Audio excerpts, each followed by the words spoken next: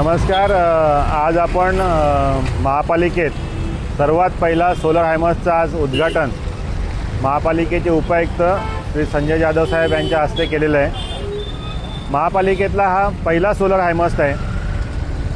Philips कंपनीचे श्री फणसे साहेब इथे उपस्थित आहे। फिलिप्स कंपनीकडून या ज्या फिटिंग्स आहेत या डेमो बेसिसवर मोफत देण्यात आलेल्या आहेत आणि या हायमास्टचं वैशिष्ट्य असं आहे की हा एकदा चार्ज झाल्यानंतर 2 दिवस कार्यान्वित राहू शकतो।